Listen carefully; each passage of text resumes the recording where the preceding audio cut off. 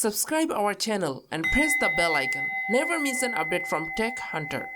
Get ready guys, cause today I'm back with a lav mic review. So I'm gonna review this guy, the BOYA M1, which is a recorder for smartphone, DSLRs, camcorder, audio recorder, PCs and bunch of other stuff. And if you are interested in this lav mic, it will set you back around 20 bucks on Amazon as per usual link in description. Now let's go ahead and talk about what comes in this box. Obviously you are going to get the microphone, you get a firm windscreen, you get the microphone clothing clip, you get a 3.5 to 6.3mm adapter, you get an LR44 battery, you a carrying pouch and you get some documentations. As far as the build quality, this thing just feels like the $20 lav mic that it is. The capsule is all plastic, but it does feel like decent plastic at least. The microphone clip has plenty of room to clip into your clothing. The cable is just standard rubber and it feels like it may wear out after extended use. There is a capsule inline that has a switch to go between off, smartphone or camera. And to my understanding, you are going to need to use the camera settings. If you are recording to, you guessed it, a camera, or if you are plugging this into your interface using the 3.5 to 6.3mm adapter. You can unscrew this capsule and that's where you will find access to the battery compartment.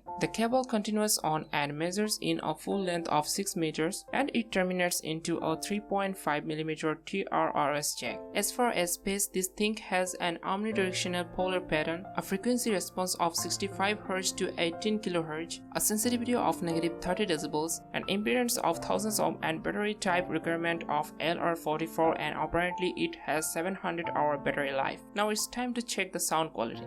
Now I directly connect it with my Android smartphone and you should theoretically be able to use this mic on any smartphone that has a 3.5mm RRS plug, and this is how the audio would sound using this microphone. Now I am recording directly to my PC, plugged into the 3.5mm TRRS jack with my microphone input gain set at around 90%, and this is how the microphone sound. Now I have the mic set to camera mode and plugged it 3.5mm TRRS jack with my Canon 250D camera, and this is how the microphone sound. If you wanna improve its sound quality, then you can use a sound card with 6.3mm adapter. Combine all the things, I think it is the best microphone for YouTubers. It's only my opinion. Now if you're interested to purchase this microphone, link in the description.